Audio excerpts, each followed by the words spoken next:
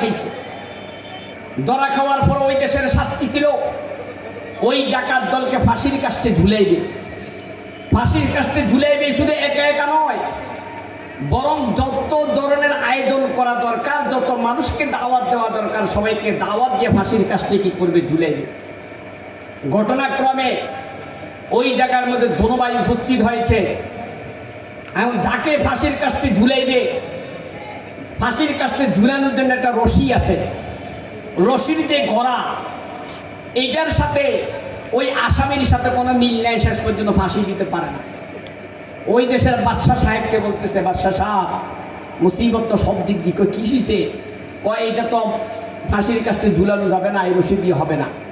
বাদশাহ কয় খাইছ, মান সম্মান সব শেষ করছো, আজকে একটা কাজ কর, আমাদের মধ্যে কার ঘাট বোটা আছে ওইটাকে তালাশ করে নিয়ে আয়, ওইটাকে আইনেই ফাঁসির কাস্টে কি করবি, ঝুলাইবি, তাইলে আর কোনো অসুবিধা নেই, অন্তত পক্ষে ইজ্জতটা আমার কি করবে, বাঁচবে।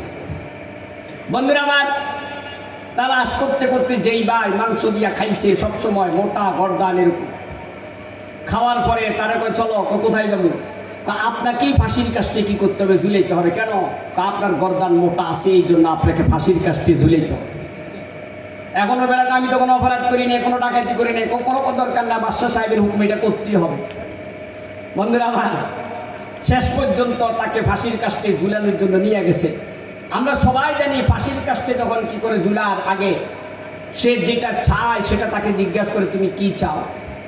আল্লাহর বান্দা যদিও ঘাট মোটা কিন্তু চালাক আছে। আল্লাহর বান্দা বলতেছে, আমি অন্য কিছু চাই না, তবে আমি এক বদনি পানি চাই আর 2 রাকাত নামাজ পড়ি, আল্লাহ তাআলার কাছে দোয়া করতে চাই, এটি আমি চাই, আমার আর কিছু দরকার নেই। আর এটি কি কোনো ব্যাপার হলো? সাথে সাথে মনে করেন তার জন্য এরকম পানি এনে দিল। পানি এনে দেওয়ার পরে সে 2 রাকাত নামাজ পড়ছে। নামাজ পড়িয়া নিচের দিকে তাকাইয়া কাঁদে আর উপরের দিকে তাকাইয়া শুধু সে হাসে। সবাই কিন্তু অবস্থা দেখতেছে, ব্যাপার কি? অত তো কাঁদার কথা, অত হাসে কেন? এখন জিজ্ঞাসা করতেছে, ভাই আপনি নিচের দিকে তাকাই কাঁদেন আর উপরের দিকে তাকাই হাসেন, তার কারণটা কি? বন্ধুরা আমার, আল্লাহর বান্দা বলে, আমি নিচের দিকে তাকাই কাঁদি এই জন্য, আমি তো কোনো অপরাধ করি নাই, কোনো অন্যায় করি নাই, কোনো জুলুম করি নাই, কোনো বিচার করে নাই, ডাকাতি করি নাই, চুরি করি নাই, কোনো কিছুই করি নাই। ইহা সত্ত্বেও আমাকে আজকে ফাঁসির কাস্টে ঝুলা লাগতেছে। তাহলে বুঝা গেল আমাকে যে ফাঁসির কাস্টে ঝুলাইতেছে ওই আল্লাহর বান্দা, সে বাদশাই হোক না কেন, তার কিয়ামতের ময়দানে কি অবস্থা হবে, এই কথা চিন্তা করি আমি নিচের দিকে তাকাই, কি করি, কাঁদি। বন্ধুরা আমার, বলো উপরের দিকে তাকায় হাসো কেন? উপরের দিকে তাকায় হাসতেছি এই জন্য, আমি দেখতেছি হুরে গেলমান আমার জন্য অপেক্ষামান আছে। ও বান্দা, তোমার কোনো দোষ নাই, তোমাকে অন্যায়ভাবে ফাঁসির কাস্টের মধ্যে ঝুলানো হইতেছে।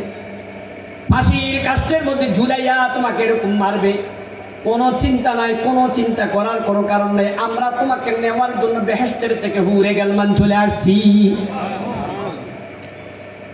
অতে কয়, যদি এরকম যদি ফাঁসি দেয়, তাহলে এরকমই যদি হয়ে থাকে, যদি আল্লাহ তাআলার ফেরেশতারা যদি এইভাবে যদি ওয়েলকাম যদি কি করে যদি জানায়, বাদশা কয় আমার গর্দান তো মোটা আছে, তাহলে সব কিছু বাদ দিয়া একমাত্র আমার গলার ভিতরে রশি লাগাও, আমাকেই ফাঁসির কাস্টের মধ্যে ঝুলাও, আমি যাতে কি করতে পারি, হুরে গেলমান অপেক্ষা করতেছে, তাদের সাথে জান্নাতের মধ্যে যাইতে পারি। ও বন্ধুরা আমার, সব গাদা গোড়ার একদমের শেষ পর্যন্ত বাদশার কি হয়েছে কথা দেখছেন কিনা? আমাদের দেশে এরকম অনেক মানুষকে অন্যায়ভাবে ফাঁসির কাস্টে ঝুলাইছে কিনা? কথা বলেন, কথা বলেন, ঝুলাইছে কিনা? অন্যায়ভাবে কত হাজার মানুষকে এরকম তারা ধ্বংস করে দিয়েছে, শেষ করে দিয়েছে, ঠিক কিনা? আল্লাহ কয় দাও, অত ইজ্জু মান তাশা ওয়া তুযিল্লু মান তাশা বিয়াদিকাল খাইর ইন্নাকা আলা কুল্লি শাইইন কাদির।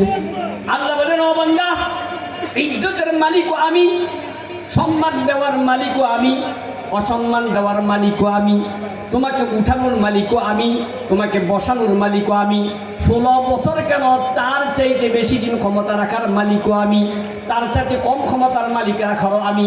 ও বান্দা, যদি আমার মতো যদি চলতে যদি না পারো, আমার দেওয়া পথ যদি চলতে না পারো, একদল চলে যাওয়ার পরে আরেকদল আসিয়া সাদাবাজি আর মস্তানি করিয়া খাইতেছে, কথা ঠিক কিনা কথা বলেন? একদল চলে যাওয়ার পর আরেক দল সাদাবাজি করা শুরু করছে, মাস্তানি করা শুরু করছে, জায়গায় জায়গায় মানুষকে আক্রমণ করা শুরু করছে, অন্যায়ভাবে জুলুম করা শুরু করছে। আল্লাহ কয়ে, বন্দা তুমিও তো বেশি বাড়তেছ, কিন্তু তোমার বাড়াও কিন্তু তোমার জন্য ঠিক না। ওরা তো এই দেশ থেকে পালাইয়া আরেক জায়গার মধ্যে যাইতে পারছে, তোমরা কিন্তু বিদেশে যাইও থাকতে পারবে না, কথা ঠিক কিনা? তোমরা বিদেশে যাই থাকতে পারবা না। কোথায় দেবা? কোথায় দেবা? না আছে টাকা, না আছে বিদেশের সাথে সম্পর্ক।